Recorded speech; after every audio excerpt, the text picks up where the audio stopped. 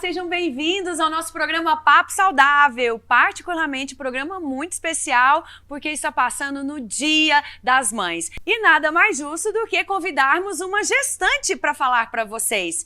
Ela é médica, cardiologista, gestante do segundo filho. Ela já tem um menino, agora vem outro menino. Doutora Fernanda Guest já veio aqui com a gente em outra etapa e hoje ela vai falar para nós sobre hipertensão na gestação. Doutora Fernanda, muito obrigada pela sua presença aqui no nosso Papo Saudável. Eu que agradeço, doutora Rogéria e o Décio. Vocês são os queridos sempre e estamos aí para poder alertar da importância dessa doença, porque principalmente o número é que alarma, né? 5 a 10% das nossas gestantes como um todo são hipertensas. 5 a 10%? De todas elas. Olha. E 20 a 25%, isso Brasil, né? 8 a 10 nos Estados Unidos, em países mais desenvolvidos, mas Brasil, 20 a 25, a causa de mortalidade das mães é por causa hipertensiva. Então a gente tem causas hemorrágicas, causas hipertensivas e as causas embólicas como as 3 principais causas. Mas Brasil, países subdesenvolvidos, a gente tem as causas hemorrágicas e as hipertensivas como principais causas. Então 20 a 25 chega o percentual. Um quinto a um quarto das mulheres que morrem é por doença hipertensiva. Então, é um tema muito bacana para a gente trazer, né, para as nossas telespectadoras, não é mesmo? Muito importante. Porque quando a gente fala de hipertensão como um todo, a hipertensão, ela é uma das principais causas de mortalidade. O AVC e o infarto, que são as duas causas que se intercalam, elas são o principal fator de risco é a hipertensão. Tem outras causas como diabetes, como tabagismo, mas a hipertensão assola como uma das primeiras causas. E a gente tem várias classificações. Então, quando a gente tem uma gestante, ela pode ser uma gestante hipertensa que já vem com uma hipertensão, ela já é hipertensa crônica, e aí a gente vai tratar de uma certa forma. E a gente tem as hipertensões que são relacionadas à gestação. Então, a gente tem a hipertensão crônica que fica gestante, e a gente tem aquela hipertensão relacionada à gestação. Geralmente, as hipertensões relacionadas à gestação, elas podem começar logo no primeiro trimestre. Quando a gente fala dessas doenças hipertensivas específicas da gestação, muito se fala sobre pré-eclâmpsia, sobre eclâmpsia, sobre a síndrome HELP, que são as 3 mais graves. Essas geralmente assolam a partir da 20ª semana. Então a gente tem que saber diferenciar isso, porque às vezes a mulher começa o seu pré-natal muito tardiamente. Então preciso saber se eu tenho uma hipertensão crônica na minha mão, se eu tenho uma hipertensão que se apresentou no início da gestação, se eu tenho uma pré-eclâmpsia, que é quando eu já tenho algumas alterações de perda de proteína na urina, da paciente edemaciar, que é um inchaço, que ela começa a reter muito líquido. Se ela já tem um quadro mais grave, em que ela começa a ter até crises convulsivas e pode até entrar em coma, que seria a eclâmpsia, e pacientes que estão naquela fase muito grave, em que eu começo a ter alterações de coagulação, alteração renal, alteração do fígado, e isso tudo gera uma gravidade, assim, de mortalidade muito alta nessa paciente. Então, quando a gente pega uma paciente que vem no nosso consultório e tá gestante e vem trazer... No meu consultório, ela já chega com a causa. A ginecologista me encaminhou porque eu tô hipertensa. Mas no consultório da ginecologista isso é muito importante, porque a gente pode, em todos os trimestres, ter essa doença. Esse acompanhamento também mais próximo dessas pacientes, muito né? Importante. Doutora, e assim, a influência maior, ela tem uma origem hormonal, sobrepeso que se ganha, existe influência da respiração em função do peso, né, que ganha, existe alterações de idade, existe alguma década que tem uma prevalência maior, tipo mãe mais jovem, mães mais velhas. Como é que seria as mulheres que estão mais predispostas a sofrer essas alterações de pressão? Considerando, se a gente retirar essas pacientes que já são as hipertensas crônicas, né? Que aí os fatores de risco são muito conhecidos, né? Geralmente, quando a gente pega uma paciente hipertensa antes dos 40 anos, a gente precisa investigar, inclusive, causas secundárias. Então, geralmente são pacientes mais idosas, geralmente são pacientes que a gente vai ter no envelhecimento arterial, pacientes que têm histórico familiar. Então, isso é hipertensa crônica. Quando a gente trata de gestante, a gente tem algumas particularidades. A fisiopatologia, as explicações possíveis para que essa doença específica da gestação aconteça, ela abarca várias teorias. Então, não é uma teoria única e nem 100% que seja isso. Então, a gente tem uma alteração da implementação das microvilosidades placentárias, a gente tem com aumento uterino compressão da artéria renal, a gente tem o próprio sobrepeso, a própria obesidade, essa sobrecarga intravascular aumentando essa pressão. Então, quando a gente fala de gestante, a gestante ser mais jovem, menos de 15 anos, ou a gestante ser uma gestante idosa, que a gente chama a gestante acima de 35 anos de gestante idosa, né? É difícil ouvir isso, gente. É triste, porque eu entrei nos 35, é difícil. Mas são os extremos que mais têm chance. O excesso de peso, a alimentação, a gente tem duas coisas diferentes. Quando a gente fala de gestante, a dieta hiperproteica e a dieta hipossódica, elas seriam dietas que seriam protetoras. Mas a gente não consegue usar isso como nível de evidência. A mulher gestante, ela tem que comer o mínimo de sódio e ela tem que comer o máximo de proteína. Porque a fisiopatologia é diferente da hipertensão crônica. O sódio, na hipertensão crônica, tem função... A função renal é muito acometida, eu tenho muita gênese, eu tenho muita causa de origem renal quando eu falo da crônica. Quando eu falo da gestante hipertensa, aí as causas renais são mais de complicação. Eu tenho proteinúria, eu tenho lesão renal, mas ela não é geralmente a causa. Então, a dieta hipossódica completa ou hiperproteica, no caso da gestação, é indicado, mas não é aquele nível de evidência, temos que fazer necessariamente isso. Então, esses extremos, a genética, você ter já tido uma pré-eclâmpsia numa gestação anterior, você ser multípara, muitas gestações, acima de 35, menos de 15, você ser uma retentora hídrica, ser aquela pessoa que tem aquela perninha mais inchada, que acorda com o rostinho inchado. Então, tudo isso são os fatores de risco para a hipertensão na gestação. Por isso que é bom a gente trazer atenção plena para vocês sobre a necessidade de procurar o consultório assim que você descobre que está gestante. Então, fazer o seu pré-natal direitinho e a gineco vai te encaminhar para aquele profissional que ela acha que é adequado naquele momento para estar te acompanhando. Não adianta você chegar com 6, 7 meses de gestação, é óbvio que você vai ter um tratamento, mas a gente poderia ter, às vezes, um desfecho muito melhor ou um tratamento melhor para você se você começasse antes.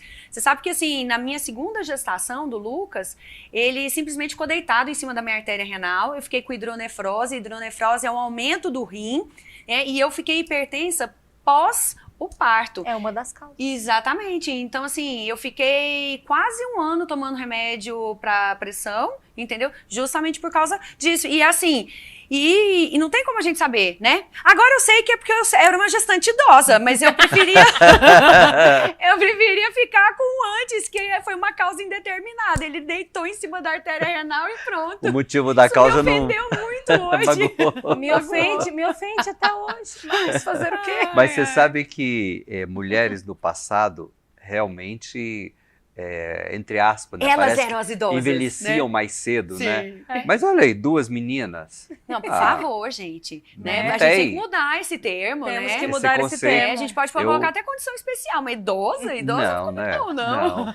Ficou triste. E eu convivo com uma lá, né? Que é uma gata, uma menina. Sim, né? nada de idosa. Não tem, nossa senhora, nada de idosa. Misericórdia, nada de idosa. A gente não merece isso no Dia das Mães, né, gente? E a pré-eclâmpsia, será que ela pode influenciar na formação do bebê? Essa que já começa desde o início, por exemplo? Algo interessante é que os fatores de risco maternos, eles interferem totalmente na criança. Então, se a gente fala de diabetes, diabetes é uma outra causa. A gestante que é diabética, ela também tem um ciclo de aumentar a hipertensão e a gestante que é hipertensa de aumentar a síndrome metabólica. Então, também são duas doenças que são muito comuns e são associadas. Em relação à criança, todos os fatores de risco, o tabagismo, o diabetes, a hipertensão, a dislipidemia, né, o colesterol alto, o triglicérides alto, eles entram como fatores de risco materno-fetal. A gente tem, inclusive, estudos em bebês que não evoluíram, que não tiveram a evolução, em que o início da placa de gordura na artéria do neném, que a gente chama de estria lipídica, ele pode acontecer intraútero. Então, aquelas placas que a gente tem, que aumentam a chance de ter infarto, de ter AVC, plaquinha na carótida, plaquinha na coronária, nas artérias renais, enfim. As plaquinhas do corpo inteiro, elas já têm uma gênese, uma origem lá dentro do útero materno. Então, a hipertensão é uma dessas causas da gente já começar a ter uma lesão na artéria do bebê que nem se alimentou ainda com nutrientes ou errados ou certos, que nem teve ainda uma chance. Então, a gente já começa a ter essa afecção. Como é importante o pré-natal, não é mesmo? Muito. E além disso, a hipertensão na gestação, claro que uma hipertensão crônica controlada, a restrição de crescimento intrauterino, lesões placentárias, microhemorragias placentárias que façam com que o neném tenha uma prematuridade, ou nasça menor, ou tenha maior chance de ter essas complicações hipertensivas, inclusive cerebrais, falta de oxigenação. Claro que com a hipertensão crônica controlada e uma hipertensão induzida pela gestação que faz o acompanhamento, isso é muito mais difícil de acontecer. As pacientes com pré-eclâmpsia, com eclâmpsia e com síndrome HELP, isso é muito mais provável, não é à toa que às vezes a gente precisa induzir o parto, inclusive muito prematuro, fazer corticoide para maturar pulmão, para que essas crianças tenham a chance de nascer e viver. Mas quando a gente faz um acompanhamento correto, tem como uma gestante hipertensa engravidar 1, 2, 3 vezes, tem como ser uma gestação saudável, tem como ser uma gestação que evolua até 38, 39 semanas, mas isso precisa de acompanhamento, porque é uma doença, como a gente fala da hipertensão é uma doença silenciosa, a hipertensão gestacional é uma doença ardilosa.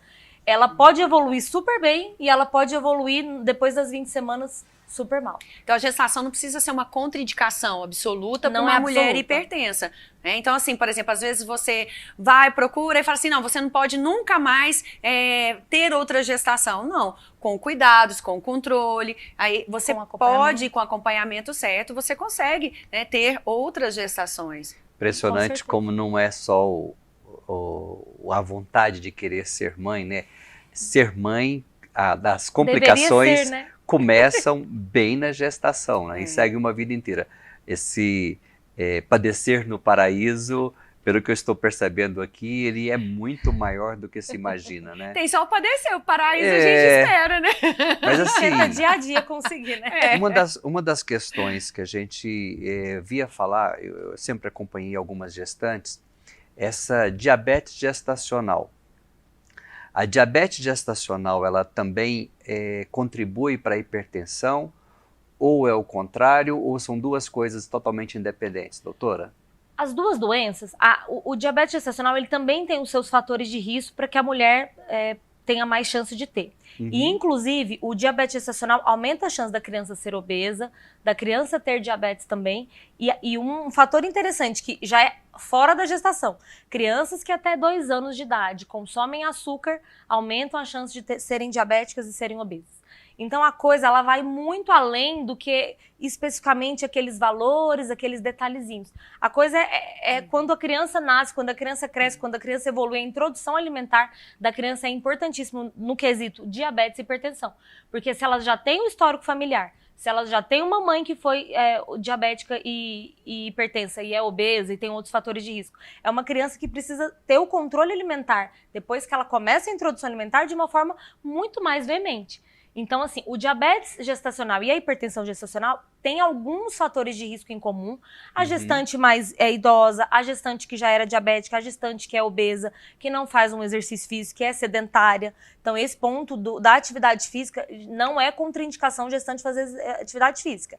Se até o primeiro trimestre ela não fez, ela vai fazer uma coisa mais leve, para depois desse primeiro trimestre, que é um trimestre mais preocupante, né, mais inicial, depois ela reiniciar. Se a gestante já é atleta, já faz exercício físico, ela pode manter o exercício desde que ela não tenha um sangramento, alguma complicação. Alguma contraindicação, né? Se a gestante estiver bem, se ela já faz exercício, ela tem que manter, e se ela não faz, ela tem que iniciar depois do primeiro trimestre. Então, o diabetes gestacional tem os seus fatores de risco, que alguns corroboram com os mesmos da hipertensão, e a hipertensão tem os seus fatores. Mas os estudos, as evidências mostram que as duas doenças, elas trabalham juntas, elas causam dano vascular, elas causam restrição de crescimento no feto, elas causam lesão vascular, que é aquela lesão inicial que a gente havia falado.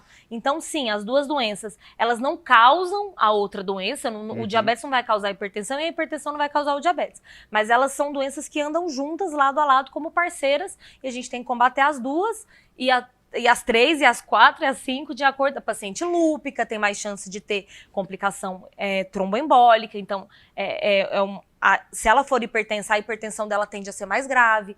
Então, os pacientes com doença autoimune, muitas pacientes apresentam com doença autoimune na gravidez, que é um gatilho. E essas doenças autoimunes, junto com diabetes, com hipertensão, aí a gente tem uma paciente grave do ponto de vista de poder ter um parto mais complicado ou até mesmo uma gestação muito complicada. Eu acho bacana, porque, por exemplo, como a gente trabalha no mesmo local, a gente trabalha junto, tem muito paciente em comum, né? Sim. Então, a Fernanda tem muita atenção à questão dos exames desses pacientes, à questão da alimentação. Então, muitas vezes eu pego o exame dela, assim, com a rotina alimentar que o paciente tem que seguir, sabe? Com um coraçãozinho também, que ela gosta de colocar, coisa mais bonitinha, um carimbinho de coração que ela coloca Aquele lá. toque humano, personalizado. Que é dela, assim, que todo paciente adora. Toque cardiogeriátrico. Isso, um toque cardiogeriátrico, que ela gosta demais. Aliás, a gente tem que falar também na cardiogeriatria aqui, né, numa outra oportunidade. E a preocupação com o exercício físico, porque é muito melhor pra gente, como médico, a gente conseguir equilibrar esse paciente, não só com o uso com a utilização da medicação, né? Mas também colaborando para uma alimentação mais saudável, para trazer essa questão de exercício físico e de longevidade, e que tem tudo a ver com o nosso programa aqui. Sim, né? É interessante, Saúde, né? Saúde. Rogéria, é muito claro, todos os nossos entrevistados são unânimes, né? Isso não é segredo para ninguém. A gente preza por isso, Precisa né? ter Isso. atividade física e pronto. Só tem que descobrir qual é aquela que te agrada mais. Mas que você precisa fazer alguma atividade, não resta dúvida. E seja lá quem você for. Nenhuma. Inclusive em várias outras áreas. O primeiro ponto para a prevenção de demências é exercício físico. Foi um dos únicos que se mostrou. Então, assim, se a gente vai falar de geriatria, se a gente vai falar de vascular, se a gente vai falar de cardio, sempre tem a ausência do sedentarismo, tem que estar presente. A presença do exercício e da saúde parece, às vezes, piegas, né? Ai, que repetição. Mas se a gente está repetindo é porque é importante, é porque precisa fazer. E é para frisar, né? Realmente para entrar na cabeça de todo mundo e falar assim, olha, eu preciso disso e procurar ajuda. E agora, assim, com quantas semanas de gestação você está? Como é que está o seu acompanhamento como mamãe? Né? Que foi nós temos hoje 2 mamães escolhidas para estarem aqui com a gente nesse programa. Então, assim, você está conseguindo se cuidar, conseguindo manter seus exames ok, cuidando da pressão, porque às vezes, assim, a gente se doa muito pelo próximo, né? E muitas vezes acaba, talvez, negligenciando um pouco a saúde da gente em prol do outro. Eu tô com 31 semanas, né?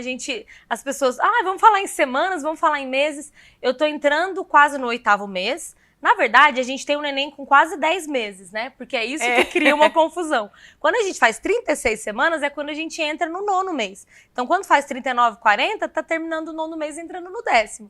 Então, eu tô entrando no 8º. Eu, até um mês atrás, não tinha nenhuma queixa, tava tudo tranquilo. Mas como eu me alimento pouco, eu me alimento bem, eu como carne, eu não sou vegetariana, não que a pessoa não possa ser, mas ela tem que ter um acompanhamento nutricional para compensar a falta da B12, do ferro.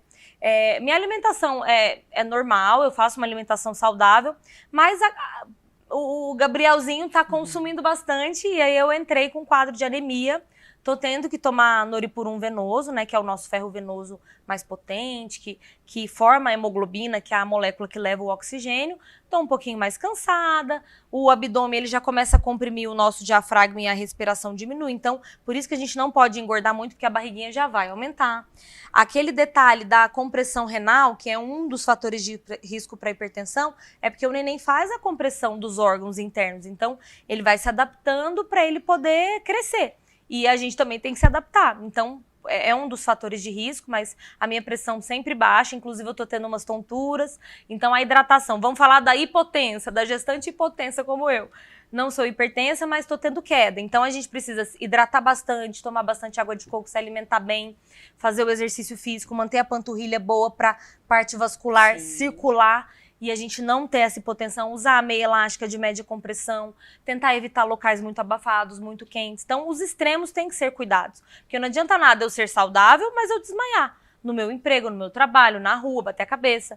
Então a gente precisa, a gestação não é doença, mas a gestação é uma condição que a gente precisa se preocupar com detalhes que não acontecem fora dela. E se cuidar mas, bastante, no geral, né? Tô fazendo exercício, hidroginástica, natação, com a Trabalhando. Tive que parar o meu tênis, porque é um esporte de alto impacto, porque eu tive um sangramento no início. Não são todas as gestantes que precisam parar, mas eu precisei. Mas no geral, tudo indo bem, tudo tranquilo, graças a Deus. Eu acho graça ter uma brincadeira que falam, né? Gestação não é doença, mas não pode nada.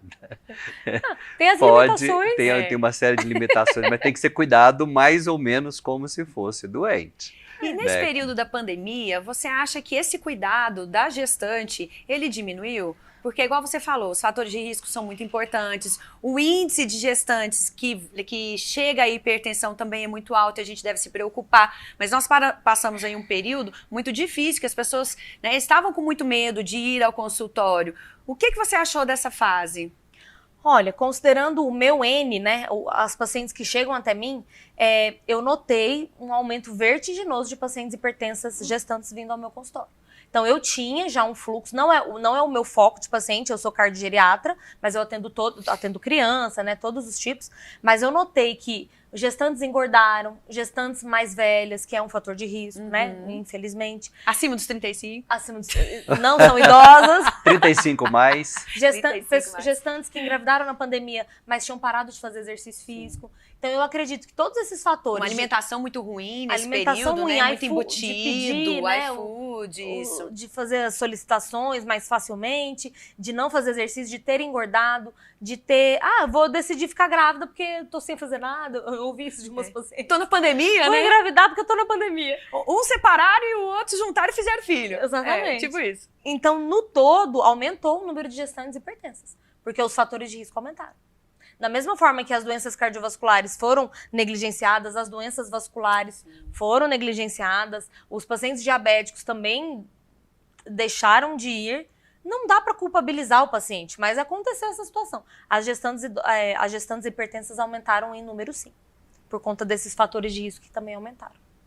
E essas mães que não têm sua saúde diagnosticada, que simplesmente se dá o luxo, às vezes, de deixar para e depois vai curtindo, agora nem tanto mais, agora nós já está praticamente tudo voltou ao normal nos ambientes, do ponto de né? vista dos ambientes, sim. Dos ambientes, então a gente já não tem tanta restrição, mas até pouco tempo tinha, né? O medo e tudo. Então essa mulher que ainda tem essa cultura, esse menosprezar a própria saúde, de não ir procurar uma gineco, um obstetra. Ainda existe isso, doutora? Independente da pandemia, a gente já via isso com as questões de saúde. Eu tenho pacientes que chegam no consultório com pressão de 22, de 220 por 120, né? 22 por 12, pacientes que não estão sentindo nada. Então, essa cultura do eu não estou sentindo nada, eu não vou ao médico. A gente tem muitos pacientes do interior. Ótimo. Eu sou um coco, eu cavalgo, eu tenho 80 anos, eu cavalgo só. E não preciso ir para Goiânia para fazer acompanhamento, não preciso ir para Itumbiara, não preciso ir para nenhum grande centro fazer acompanhamento, porque eu estou me sentindo bem. Então eu acredito que o que falta, e continua faltando, e já faltava, é a educação em saúde. Porque quando a gente tem PSF, quando a gente tem a unidade de saúde da família, quando a gente tem atenção primária, o foco é esse. Mas ainda a gente está longe de ter o paciente indo atrás do médico simplesmente porque ele quer fazer prevenção. O médico da saúde da família ainda é uma especialidade um pouco desconhecida. Então eu acredito que falta muito, não acredito, é a realidade que a gente ainda tem. Né? É pouco utilizada. Porque a triagem, você aferir uma pressão numa praça, num Vaca Brava, você aferir uma pressão a faculdade está fazendo uma campanha, isso pega pacientes que são hipertensos, que já estão tendo lesão de órgão-alvo, hipertrofia, lesão renal, lesão arterial, já estão tendo hipofluxo cerebral e não sabem. Então, a gente tem que pegar esses pacientes como hipertensos sem lesão de órgão-alvo, porque quando eu tenho lesão de órgão-alvo, o paciente já é de mais alto risco. Então, independente de ser gestante, de ser idoso, de ser jovem, a gente tem que fazer uma triagem. A triagem, ela existe porque nem todas as doenças causam sintomas. E muitas delas, quando causam, já estão numa fase em que a gente já tem lesão. Então, e para a gente finalizar, assim, até para trazer realmente a importância do tema para as pessoas que estão nos ouvindo em casa, caso a gente não consiga controlar essa gestante que é hipertensa, e como que a gente pode agir para ajudar essa mãe? No caso da hipertensão, na gestação, a gente tem algumas particularidades, porque eu não posso usar qualquer tipo de medicação. A gente tem 8, 10, 12 classes que a gente pode associar, não é para todo mundo que dá para usar, idoso não pode usar uma, criança não pode usar outra, mas na gestação a gente pode usar menos ainda. Então, basicamente, a gente usa uma classe de bloqueador de canal de cálcio, a gente usa um bloqueador central e a gente usa um beta-bloqueador. Então, dependendo do perfil da gestante, se ela é uma gestante que está mais obesa, que tem mais edema, a gente entra com um tipo. Se a paciente está muito taquicárdica, ela tem uma frequência cardíaca acima de 100 e ela é mais ansiosa, a gente entra com outro. E se a paciente é mais globalmente acometida, a gente às vezes faz associações. Então, não é fácil, porque eu não tenho todo o arsenal que eu teria para tratar um paciente hipertenso que não está na gestação. Mas eu acredito que na gestação a gente consegue utilizar as outras artimanhas, que seria o exercício, a alimentação, a perninha para cima, um repouso que às vezes é necessário ser feito, um controle de ansiedade que a gente pode fazer com acupuntura, que pode ser feito, que a gente pode fazer com implantes dérmicos para melhorar, que a gente pode usar florais, que a gente pode usar a neuropsicologia, que a gente pode usar o psicólogo como um grande aliado, inclusive online, né? Então, eu acredito que na gestação, como é um período emocionalmente mais pesado, né? A gente está com os hormônios pululando, então a gente precisa trabalhar que é multicausal e o tratamento também ele é multitratamento. E não é só medicamentoso que resolve, eu preciso associar, às vezes, as 3 classes, mas eu posso usar as outras formas de tratamento de uma forma mais clara, porque a paciente fala, eu quero fazer tudo para o meu neném ficar bem. Eu quero fazer, às vezes ela esquece dela, mas ela fala, não, eu quero fazer tudo para o meu neném ficar bem. Então ela aceita essas terapêuticas holísticas, as terapêuticas complementares, que não só medicamentosas. Porque tem paciente que prefere medicamento, tem paciente que prefere a medicina, né, tradicional ou a chinesa, né? E tá tudo bem, todas elas são válidas desde que a gente alcance o resultado final. Esse que é o importante. Que é o neném bem, a mãe bem e a família feliz, né? Porque é um período muito bacana, não é mesmo? Gente, eu espero que vocês tenham gostado da nossa mamãe gestante, cardio, né? Que veio aqui falar pra gente no momento dela tão maravilhoso e tá aí à espera do Gabriel. Pra gente finalizar esse quadro, deixa uma mensagem pra quem tá em casa, para gestantes que estão em casa nos ouvindo, Fê. Queridas, é um momento que a gente fica muito emotiva, é um momento que a gente fica ansiosa, a gente espera ver o rostinho, a gente quer que tudo dê certo. E a gente não pode esquecer, claro que tem pessoas que não acreditam, mas no que a gente acreditar, se for numa religião, se for numa espiritualidade, se for numa entidade do bem, se for em amor, a gente tem que pensar em amor.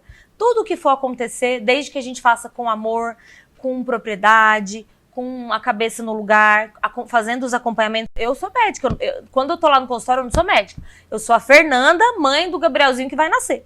Então a gente precisa entender isso, que a gente precisa se cuidar para que o nosso neném, que vai depender muito da gente ainda, aqui dentro ele depende totalmente, mas fora também vai precisar. Então a gente precisa fazer o acompanhamento correto, a gente precisa curtir esse momento, tirar a foto que quiser tirar, curtir com a família, ter uma relação familiar boa, com o companheiro, com a companheira, com a família, com a sogra, com as pessoas que são o nosso ciclo de apoio. O ciclo de apoio é muito importante no pré, no durante, no pós e na vida inteira. Então, sejam felizes, cultuem as famílias, tenham famílias unidas, mesmo que separados, no papel, dá pra gente ter essa união. Lembrem que precisa de figuras queridas, não precisa necessariamente de pai e mãe junto, não precisa necessariamente de ser pai, de ser mãe, de às vezes uma avó que cria, às vezes é uma tia. A gente precisa ter família, a gente precisa ter apoio. E essa família pode ser amigo, pode ser pessoa do trabalho que se afeiçoou, pode ser a própria espiritualidade. A gente precisa ter pessoas e entidades e amor e comunhão para que a gente possa alcançar o objetivo que é criar, educar e fazer todo mundo crescer como pessoas e seres humanos melhores. Ah, isso Uau. aí! Arrasou, né? Agora eu vou Nossa. chamar o comercial. Beijo, mamãe, beijo, vovó, beijo, sogra, beijo, tia Bel, beijo todas as mães pro filhote? desse mundo. E Rafinha, e Aí. Gabriel e Maridão. Que todas as mães sejam abençoadas e recebam as famílias para se unirem e para terem um dia e um ano. E depois desses 2 anos tão turbulentos, da melhor forma possível. Todo mundo juntinho, se abraçando, dando beijinho e curtindo o Dia das Mães. Feliz Dia das Mães para todas. É isso aí. Não saiam daí, nos aguardem que tem, ó, muito mais pra vocês.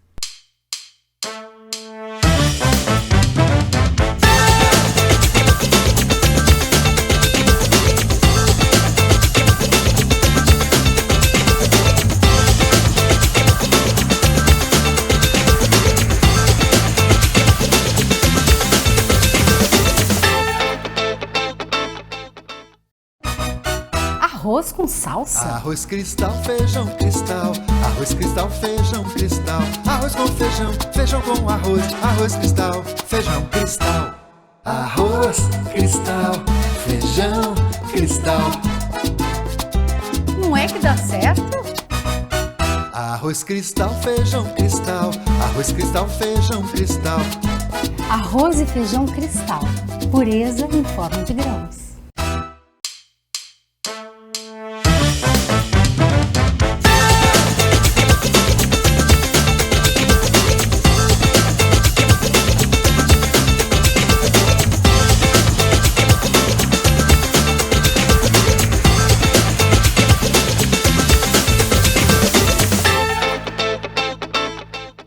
Já estamos de volta e continuando na vibe, né, do nosso Dia das Mães, trouxemos outra profissional também, médica, ginecologista, mas nós não vamos falar sobre a gineco aqui, talvez um pouquinho só, mas a gente veio foi para xeretar a vida dela mesmo, porque ela tem 4 filhos, médica, casada, uma mulher multipotencial, então ela vai contar um pouquinho aqui pra gente da rotina dela. Então nós vamos entrevistar a doutora Thaís Strozzi para ela contar os bastidores da vida dela, como é que ela consegue fazer para estar sempre bonita e para estar conseguindo aí exercer o seu papel de mulher na vida dela, da família e na nossa sociedade, para empoderar você, para motivar você que está aí do outro lado. Thaís, seja muito bem-vinda ao nosso Papo Saudável. Muito obrigada pelo convite, é um prazer estar aqui com vocês. Espero que eu possa fazer algo de bom por todas que estão nos ouvindo, né? Doutora, Com seja certeza. bem-vinda. Eu confesso que nós já tentamos, né, ter você em outros tempos, que não foi possível em decorrência, né, da pandemia. E confesso que eu estou com bastante curiosidade, embora que o nosso tema antes sim era gineco, mas hoje, Sim, como é o Dia das Mães, hoje nós queremos saber da mãe da Trouxemos um pouco Thaís. desse universo, né, da ginecologia com a hipertensão gestacional, né, falamos um pouco disso. Na verdade, nós É. trouxemos uma gestante, agora trouxemos uma mãe de 4. Vamos Mãe contar o que intensamente. acontece depois, gente, aqui, né? Pós, né? Pós, né? É. Seja bem-vinda, Muito doutora. obrigada. Thaisa, conta aqui pra gente, como é que você consegue, ou como é que você conseguiu ao longo desses anos conciliar a sua carreira, porque a gente sabe que a ginecologia, a obstetrícia demandam muito da gente como profissional e como mulher, e mesmo assim, você é casada há muitos anos, né, tem uma família linda, 4 filhos. A mais velha passou agora para medicina. Então, assim, qual a dica que você tem para dar pra gente? Como é que você tem feito? Já parou para pensar nisso? Nesses anos todos, como é que você conseguiu? Eu acho que um pouco naturalmente as coisas vão acontecendo, né? Mas é o tempo e a maturidade vai ficando cada dia melhor. Desde criança eu sempre tive muita vontade de ter muitos filhos. Era um desejo meu. E eu lembro quando falei para meu pai que queria fazer medicina, meu pai falou, nossa filha, mas a medicina, como você vai fazer para ter tantos filhos, família, é tão complicado. Na nossa época, então, quase que só existia médicos, Sim. né? Os homens, né? E ele falava, demanda muito tempo para conduzir essa família. mas era uma vontade minha e a gente com o tempo vai amadurecendo e foi um sonho. Eu vim para Goiânia, vim fazer 2º grau, fui fazer faculdade no Rio, depois voltei. Foi naturalmente acontecendo. Na verdade, eu também até tinha uma gestação que eu perdi. E aí veio a primeira filha, da primeira para a segunda foi um tempo maior. E foi o período que eu voltei para Goiânia. E que aí foi mais fácil, com uma única filha, conseguir conciliar mais. Porque quando você chega no lugar, você tem que ser conhecida. E eu fazia obstetrícia. Claro que agora, profissionalmente falando, a gente não abandona, mas a gente tem que ajustar uma família grande. Então, a obstetrícia, ela existiu até a minha 2ª filha. Depois da 2ª filha, foi uma opção familiar, porque a obstetrícia, ela demanda muito da gente. Não tem hora, né? Nossa, qualquer hora uma mulher pode passar mal, qualquer hora uma criança 24 horas pode por nascer dia. uma criança. Então, você não consegue conciliar tempos com os filhos e tempo para o trabalho nesse sentido da assistência 24 horas para o paciente. Mas aí você mantém. Eu continuei, né, a parte da ginecologia e foram vindo as crianças. Eu acho que os filhos são uma bênção na nossa vida, né? O primeiro interessante, que eu acho que uma das primeiras coisas que a gente tem que liberar um pouco, que é possível. Mas cada pessoa tem uma vocação. Umas para mais filhos, outras para menos filhos. Não existe o que é certo, o que é errado. Outras que às vezes não têm a vocação. O importante é você fazer bem feito. E uma coisa que você me disse, numa vez que nós tivemos uma reunião do Portal Glam, e a gente estava falando sobre empoderamento da mulher, e eram umas mulheres do Cezanne, não sei se você lembra, que a gente falou, você falou, eu falei. E era uma época que eu estava muito esgotada, porque eu acho que a gente passa ciclos, né? E a gente estava falando exatamente isso, eu e você. E você falou uma frase, você falou, nós temos que parar com essa síndrome de Mulher Maravilha. De que a gente dá conta de tudo e que a gente tem que fazer perfeito tudo. Eu acho que uma das melhores fases foi essa libertação de achar que você tem que fazer sempre o seu melhor da melhor maneira. Você tenta, mas você nem sempre vai conseguir acercar tudo. E a hora que você entende isso e põe isso no seu dia a dia e se permite ser uma pessoa também, e que às vezes dá certo, às vezes não dá certo, às vezes fraqueja, às vezes não. Que cansa que também, cansa, que tem suas próprias demandas. E que o seu marido né? e seus filhos vão entender que também você é um ser humano, porque a gente fica com uma síndrome de que acha que dá conta de tudo. E isso foi uma das coisas que a gente refletiu aquele dia, até você disse. E eu fiquei pensando muito nisso, e era uma fase que eu estava precisando muito de ouvir isso. Isso é importante, porque a gente consegue, mas desde que a gente não passe por cima da gente. Porque quando a gente passa por cima dos nossos limites, não respeita a nossa parte da nossa vida, a gente vai adoecendo. E é engraçado que a mulher numa casa, um dia eu ouvi isso e eu acho que é bem realidade, é como se fosse uma tenda de circo. Tem um mastro principal. E parece que quando a mulher está bem, a casa toda vai bem. O marido, os filhos. E quando ela não está bem, se ela está muito mal ou estressada, parece que todo mundo percebe, todo mundo sente junto. Está doente, adoece todo mundo. Então, e é uma responsabilidade grande. A casa perde aquele equilíbrio. Perde. E isso é muito pesado para a gente. É uma responsabilidade muito grande. Por isso que a gente tem que começar a aprender a se cuidar. E eu vejo isso no consultório. Porque a mulher, principalmente talvez pelo instinto materno, ela se doa demais. Né? Ela se doa para casa, para o marido, para os filhos, para o trabalho. A mulher de hoje, então, que tem a parte profissional, muitas vezes brigando com essa parte da maternidade, que é o que a gente tem visto muitas mulheres assim, às vezes engravidando até bem tarde, e com isso tem acarretado algumas coisas com mais dificuldade de engravidar. E aí entra em crise profissional, em crise pessoal. E o que a gente mais vê é que quando não se respeita esse espaço, em qualquer fase da vida, é horrível para a mulher. A gente vê muito no final da vida, às vezes, assim, mulheres mais velhas que estão assim, desiludidas, sem sonhos pessoais. No momento que às vezes os filhos saíram de casa, ou um casamento que não está dando certo. Quando ela tem a vida própria dela, ela segue. Quando ela viveu a vida para os outros e esqueceu que ela existia, sem os próprios meios e sonhos, aí ela afunda. Ela não sabe o que fazer, né? Não. Com esse tempo livre. Não, ela não sabe nem o rumo, porque ela se anula e de repente ela não sabe nem como se descobrir de novo. Não, eu costumo dizer no consultório que a gente que é mãe, a gente acha que nós somos assim, a 10ª pessoa depois de ninguém. Então, assim, tem 10 pessoas, depois das 10, não tem mais ninguém, entendeu?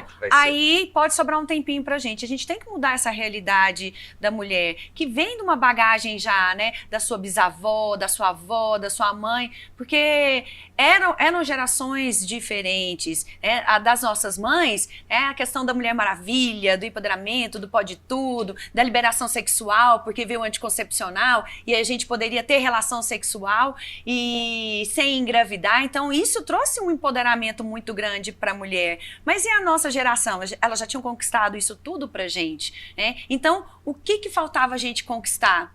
Leveza. Deixar essa bagagem para trás, né? Essa bagagem que vem dessas gerações e com tudo isso que a gente aprendeu, com todas essas ferramentas, tentar também ser feliz e ter um equilíbrio, né? E lembrar que a gente também tem uma vida para ser vivida e não se colocar depois de todo mundo, se colocar junto, porque todos são importantes, né? Nesse aspecto familiar, inclusive a gente. Com certeza. Mamães, essa é para as duas, mamães, que são médicas, são pessoas extremamente competentes, que eu vejo as crianças hoje estão podendo tudo, né?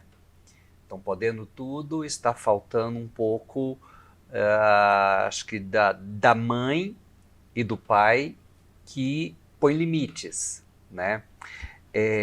Como profissionais de sucesso que são, e para sair de casa, para exercer a profissão, tem que deixar um pouco a criança na mão de alguém, e nós estamos vendo uma geração de crianças sem limites, de certa forma, né?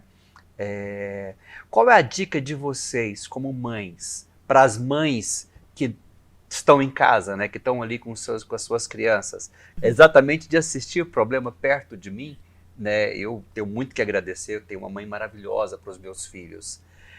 Vocês, mães profissionais, o desafio é uma realidade, né?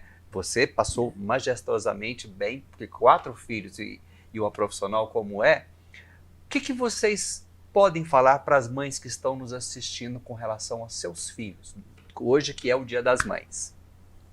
Quer falar primeiro? Não, pode ir, vai chamar. Olha, sem discurso fins religiosos ou demagogia, alguma coisa assim. Mãe para mãe. De mãe para mãe. Papel de mãe e pai dentro de uma casa é diferente. Não tem como modificar. Uma criança está doente, ela não grita pai, ela vai gritar mãe. Criança está triste ou está com medo, ela vai gritar mãe. Então, a gente entendendo isso, a gente sabe que é uma carga pesada, mas vai ter que suprir. E essa realidade que você falou é muito séria. A gente precisa de pessoas ao nosso lado para nos ajudar. Essas pessoas, a gente também, às vezes, tem sorte de ter pessoas maravilhosas. Eu tive uma companheira minha que ficou 10 anos, agora as crianças estão um pouco maior, que foi muito. Tem uma hoje comigo que me dá um suporte. A gente precisa. Mas elas não são as responsáveis pela educação dos nossos filhos. Nem a escola, e nem vô, nem vó, nem quem fica com os filhos. Então, esse tempo, por mais que a gente ache não adequado, a gente precisa ter com os filhos. A gente viu muitas pesquisas atualmente mostrando às crianças que elas pediam presente. Teve uma pesquisa mostrando qual presente você quer de sua mãe e do seu pai? Tempo. Quero tempo com o papai e tempo com a mamãe. E o que tem acontecido? Como os pais e as mães não delegam esse tempo para as crianças, eles suprem, às vezes, com presentes. Ou não querem ter embates, porque às vezes o momento é tão pequeno com o filho que não vai enfrentar o filho. E aí é onde falta, às vezes, essa correção. E a gente veio de uma geração que a gente era muito corrigido. A gente ouvia de 10, 9 não e 1 sim. E olha lá, né? E aí chegava um momento que você não precisava nem ouvir, bastava olhar. Não, ele só olhava assim, a gente olhava. Já sabia Será a que era resposta. tão errado? Será que foi tão traumático? Porque a gente tem muitos adultos muito saudáveis. Hoje, talvez, é muito sim. E às vezes o cansaço, né? O menino chega, quer conversar, dizer o que tá aí. Mais fácil ficar no tablet, mais fácil ficar no celular. É mais cômodo, porque às vezes o cansaço é grande demais. Então, Só que é sem um problema. perceber, às vezes os pais estão empurrando os filhos para o vício Sim, dos jogos digitais. jogos, conteúdos inadequados. Fora que mesmo que não sejam inadequados, essa geração hoje tem acesso à informação muito superior ao que a gente tinha. A gente tinha muito mais maturidade e menos conhecimento. Então a gente era meio criançona. 13, 14, 15, ainda era muito criança. Verdade. Qualquer informação a gente tinha que ir para a biblioteca para ter informação. Hoje, uma criança de 7 anos, ou meu filho que tem 8, fala: mãe, quem que ganhou o campeonato, não sei das quantas, da FIFA, não sei. Aí rapidinho ele vai no celular e ele faz a pesquisa. Então eles Não têm tem nem paciência de procurar, né? Não. Um dicionário hoje é obsoleto. outra coisa muito séria, que é a geração que não tem paciência, Sim. né? E as crianças e adolescentes, porque eu lido com muito adolescente no consultório, ansiedade, né? Porque informação. Uma palavra que a gente não ousava em Imagina. dizer, a gente nem sabia o que era Até pouco ansiedade. tempo atrás. Era não se ansiedade, ouvia e hoje era para se correr ouve para a todo rua dia. para brincar de bola, de queimada, de qualquer outra coisa.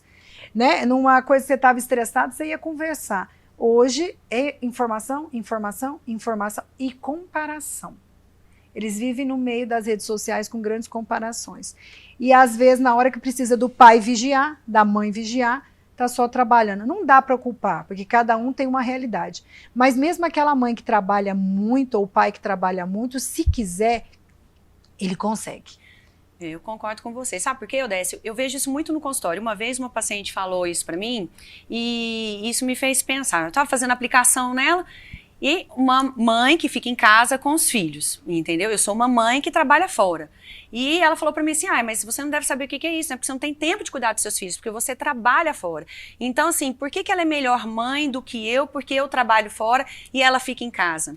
A diferença não é a quantidade de horas que você dá para o seu filho, mas a qualidade do tempo que você dá para aquela criança. E muitas mães ficam em casa com os filhos, já sem paciência, e não dão uma qualidade de mãe. Então, o importante não é... Tá tudo certo se você pode ficar em casa e cuidar dos seus filhos, acho justo. Tá tudo certo sair para trabalhar porque gosta, porque quer, porque precisa.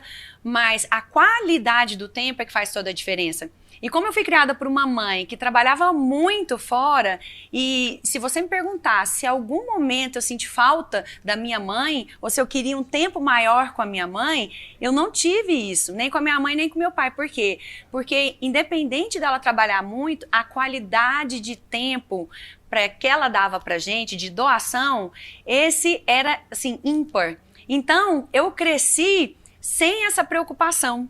Entendeu? De estar trabalhando fora e não ser uma boa mãe para os meus filhos. Porque a ferramenta e a minha educação foi já de uma mulher que trabalhava fora, que não se sentia assim, talvez... eu até vou perguntar para minha mãe se ela se sentia culpada, mas não parecia que ela se sentia culpada. Os pais antes não preocupavam com isso, não? E ela dava essa qualidade de tempo pra gente e dava esse limite. Então, independente da gente trabalhar fora ou não, o limite tem que ter, a criança tem que saber que ela tem amor, mas que aquela não é a hora dela fazer aquilo, que aquilo não é importante para o crescimento dela, né? E que vai chegar a hora dela fazer isso, né? Então, assim, a gente vai aprendendo com as etapas e com as idades a lidar com os nossos filhos, porque eu falo isso para os meus filhos, eu não nasci mãe, eu nasci filha. Então, eu tive que aprender a ser filha e eu estou aprendendo a ser mãe de acordo com as demandas deles. E a demanda de um filho é completamente diferente do outro. Imagina 4 crianças para você lidar com a demanda. Então, é muito complicado mesmo isso. Eu acho bastante interessante essas colocações de vocês e fico fazendo minhas analogias, né? Nós hoje temos uma coisa fantástica, né? Que é o acesso à mídia social, né? Todo mundo tem isso a hora que quer, mas o que eu vejo que na contramão do que vocês duas, porque a Rogério conheço muito bem, uma mãe de 4 não tem jeito, numericamente ela tem que ser, né, uma super mãe. Numericamente não tem jeito, não tem né, jeito. Mas eu vejo, e vendo vocês falarem, doutoras, as mães hoje, né, não as mães, as pessoas chegam em casa e muitas vezes mal se vê e vai para a mídia. Os filhos mal esperam os pais chegar, já estão na mídia, nos joguinhos, nas mídias. E está tendo um afastamento familiar dentro de casa. E sem perceber, estão enfraquecendo muitos jovens, permitindo que se haja vício em jogos dentro de casa sem perceber, porque muitas vezes os pais também querem um tempo para ele e esquecem de ver a importância do tempo deles com as crianças, a qualidade do tempo com as crianças, não é isso mesmo? E aí você falou uma coisa que aí eu me voltei, né? Vamos falar, nós estamos falando de mãe, né? Vamos falar das Sim. nossas mães. Isso. Minha mãe também trabalhava. E trabalhava muito. Minha mãe era professora, foi diretora, vice-diretora, diretora. E uma época ela precisou, no colégio que ela trabalhava, do governo, no estadual, ela era diretora e precisava de implantar um terceiro período. Então ela trabalhava no matutino, no vespertino e no noturno. E foi uma época difícil lá em casa. E a minha mãe, no noturno, ela carregava sempre a gente, estava junto. E engraçado que eu nunca senti falta da presença da minha mãe em casa. Quando você falou que sua mãe trabalhava muito, minha mãe trabalhava muito, meu pai trabalhava. E às vezes meu pai viajava, porque era agrônomo e viajava para ver fazendas. E essa presença da minha mãe, ela existiu independente do trabalho dela. Ela não deixava de fiscalizar uma tarefa, ela não deixava de ver se estava precisando de alguma coisa. Nunca fez diferença. E depois meu pai morreu muito cedo, a minha mãe ainda foi pai e mãe. E não fez essa diferença na minha vida. Ela é, assim, até hoje, né? Graças a Deus, minha melhor amiga. E a gente é muito companheira. E sempre foi com todos nós. E nunca senti essa culpa. Até, inclusive, quando lógico, na primeira filha, as crises nossas são imensas. A gente tem culpa de tudo. Uma vez eu até li um livro interessante que fala Paz Interiores para Mulheres Muito Ocupadas. É a história de uma médica psiquiatra. E aí, o dia que ela sai para o primeiro plantão, ela fala, hoje... Tipo, venha paz interior, não, né? não, mas ela fala que ela acendeu a primeira vela para Nossa Senhora da Culpa Eterna. Mas não pode ser culpa. E às vezes, quando eu estava com muita culpa, a primeira vez que eu fui viajei para ir num congresso, a Manuela chorava e agarrava nas minhas pernas, aí minha mãe, quem me ajudava era minha mãe. Não, ela tá chorando agora, daqui 15 minutos não vai estar mais. Ela aprende, ela tem que entender e acostumar que você tem seu tempo e isso. E logo depois ela me ligou e eu não queria entrar. Aí a minha mãe fez uma coisa extraordinária no meio do aeroporto. Falou assim, ó, tá vendo o chinelo no meu pé? Que eu vou tirar e vou te dar aqui na frente das pessoas. Será que você não... Olha o tamanho seu. Entra nesse avião agora e vai pro seu congresso. É necessidade, você não pode esquecer que você tem que investir em você. E ela vai ficar bem comigo. E ela vai entender. E aí foi interessante que quando você mandou o áudio convidando, e é um dia muito difícil para mim na segunda. Eu falei, gente, eu não consigo. Aí os dois mais novos estavam no carro ouvindo no Bluetooth. Aí eles falam, você vai, né, mãe?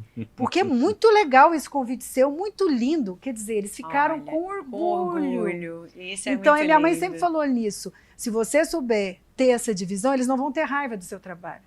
Eles vão ter orgulho da pessoa que você é. Nossa, minha mãe é uma profissional. A minha mãe é assim. Eu sou referência de um monte de coleguinha para ajudar. Então, é legal. Mas é qualidade. É o que você falou, é qualidade de tempo. Nem sempre a gente vai ter o mesmo ânimo, mas dá conta. E é estar presente sem estar presente. E é tão gostoso ficar com os filhos, mas o celular rouba. Então, assim, na minha casa tem umas regrinhas. Eu, depois de uma certa hora, celular não existe. Eu tenho a mesma lá em casa. Porque se eu tiver isso e tiver que dividir com as crianças isso, eu não dou exemplo. E eu também não tenho esse tempo. Porque eles consomem. É automático. Você começa a mexer, vão aparecendo. Então eu tento resolver tudo enquanto quando você eu vê, estou já passaram fora. assim 2 horas e você tá lá naquela demanda que não é sua. Não é? É. E aí eu tento resolver tudo que eu posso, para depois, quando chegar, eu tô lá. Doutora, e como ginecologista e experiência de vida de sucesso, de mulher de sucesso, mãe de família, você passa bastante dica para suas pacientes? Eu sei que você já abriu mão de ser obstetra, mas não tem jeito, ginecologista atende mães. Gente, e mulher o tempo inteiro, não tem jeito, né? Então a demanda é grande. Mas você sabe o que é interessante? Eu não sei nem se eu ajudo ou se eu sou ajudada, porque a gente, como a Rogéria disse, a gente faz um intercâmbio entre as mulheres que estão com a gente. Então a gente cresce e aprende com algumas, cresce e aprende com outras, e a gente, lógico que passa. Nós temos situações, uma coisa que eu gosto muito de falar quando eu fazia obstetrícia, sempre que a gente tem o primeiro filho é a fase mais complexa, é porque você está sendo inaugurada como mãe, igual você disse. Você não foi treinada para ser mãe. E é uma fase muito complexa, inclusive hormonalmente falando.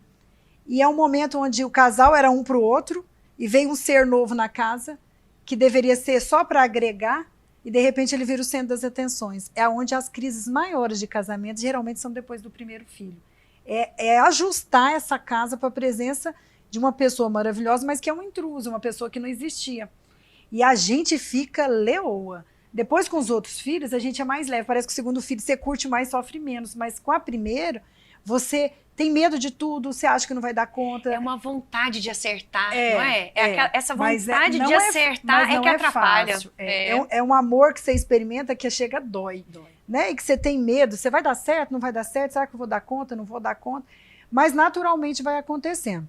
Agora, a gente precisa de suportes, né? E eu acho que hoje, até para os filhos, independente de qualquer uma religião é muito importante. Fundamental.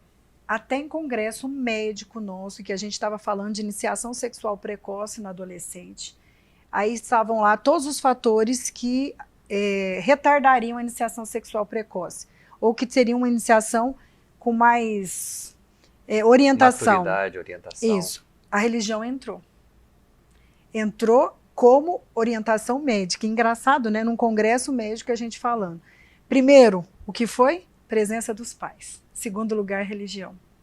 Então, independente da religião, é como se fosse alguma coisa que ajudasse a dar uma orientação para nós, para a gente estar aprendendo. Formação Um pilar. Da personagem, né? A estrutura familiar hoje ela está um pouco bagunçada. Independente de como ela é, que eu acho que todas as famílias são válidas, mas elas precisam da estrutura. E eu acho que a gente tem perdido um pouco da estrutura familiar.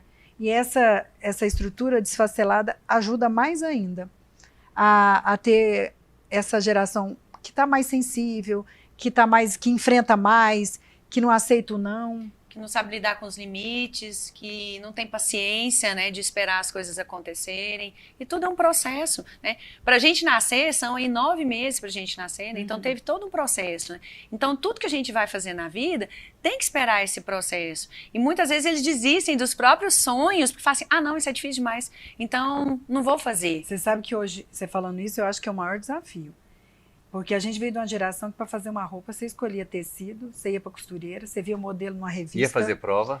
Ia fazer prova e ir lá. Hoje você compra o que quiser rápido. Um outro dia meu filho queria um jogo, né? Era um brinquedo lá e não achava. Você vai na internet, se você quiser, tem um lugar que tem entrega às vezes em alguns minutos. E eles ficam ansiosos porque eu quero. Calma, seu aniversário ainda não chegou. Dá para esperar chegar. Uhum. Então, assim, a gente tem que tentar voltar. Eu acho que alguns moldes antigos não estão muito errados, não. E a gente consegue mais fazer esperar. Mas essa impaciência é geral. A gente fica encantado de ver essas mães modernas, mães que amam, mães que dão limites, mães que são mãe de verdade. Eu vejo muitos desafios, já vi crianças de, sei lá, 2, 4, 6, 8 anos, dar soco, dar tapa na cara de mãe. Aquilo me dói, né, esse limite. E, evidentemente, na condição de pai, a gente não se exime de forma alguma, mas você falou uma coisa no início que é a mais pura verdade. A mãe é a heroína da casa, né? E é a referência maior para quase tudo na vida da gente. É a estruturação, né? Exatamente. E parabéns, doutora. Muito parabéns, doutoras, porque eu convivo com a minha doutora parceira, que eu adoro, que é um desses presentes que a vida, Deus nos deu, né? E a todas vocês, mães, que estão aí nos assistindo. Bom, eu vou parar por aqui, porque esse negócio é complicado para mim. A Covid levou a minha no ano passado. Mas parabéns para todas vocês. Mas sabe uma coisa que é sensacional? É que as pessoas que a gente ama, elas continuam dentro da gente. Até nos atos, nas atitudes. Você lembra detalhes. Aí quando você se vê fazendo alguma coisa... Opa, minha mãe falava assim. Quando eu deixei a minha filha agora, ela está morando em Rio Preto. Hora de sair foi muito difícil. Aí eu virei para ela e falei assim, ei, minha filha, agora eu vou ter que confiar na educação que eu deixei. Porque agora eu não vou estar do seu lado. Então, agora é o meu desafio de saber se eu conseguir passar o que eu precisava. É o teste, né? E você, a pessoa que porque a sua mãe foi a pessoa maravilhosa na sua vida. E isso é incrível a gente pensar que teve boas referências. E é engraçado que a falta paterna, ela é difícil. Mas você já viu que uma mulher forte, ela consegue carregar os filhos? Mas a exclusão materna, a mãe, quando ela não participa muito, é uma falta tão grande. Parece que quase que insubstituível quando essa alienação é materna. Eu não sei se vocês já observaram isso, mas é uma coisa muito séria. E eu tenho um lema, assim, que talvez para finalizar, que esse é meu, né? Eu sempre falo que nenhum sucesso profissional compensa um fracasso no lar. A gente não é completa. É tudo de bom. Claro que eu tive que abrir mão, né? Não tenho mais o mesmo ritmo, não faço algumas coisas, mas eles estão crescendo. Daqui a pouco eu retorno. É mais um motivo para voltar a fazer algumas coisas. A gente abre mão, mas eu acho que é a melhor coisa que se faz. Se eu abro agora mão, se eu não abrisse mão, talvez lá na frente eu tivesse que parar. E eu acho que vale a pena. Mas é isso, esse amor é grandioso. E vale a pena sentir. É difícil. É difícil, eu não consigo me imaginar. Sem as mas nossas isso mães, né? é uma orfandade muito difícil. Mas né? que bom, né, que você tem essa mãe no estado de presença e aonde ela estiver, ela vai estar pensando e vai estar olhando por todos vocês. E esse é o nosso programa, nós estamos finalizando agora. Parabéns para todas as mamães, as futuras mamães, as novas mamães, as mamães de muito tempo, as mamães que estão com a gente e as mamães que já se foram. Vocês estarão e estão sempre nos nossos corações. E com certeza os filhos são o que são por causa dessa estrutura familiar e por causa deste equilíbrio que a gente trouxe aqui hoje para vocês. Por causa de você, mamãe. Afinal, esse programa foi feito para vocês. Até o nosso próximo programa e fiquem com Deus. Feliz Dia das Mães. Mãe, feliz Dia das Mães para você. Eu vou fazer o mesmo aqui, né? Dá um beijo na sua mãe, manda um beijinho igual a Xuxa aqui, né? Assim, vai falando, a gente fica com vontade de falar. Uma coisa importantíssima, né? Que eu falei, que eu ouvi. Que o amor de mãe é um amor que se aproxima muito do amor divino, porque é um amor de doação. Então, ser mãe é muito isso, é ter um amor mais puro que existe.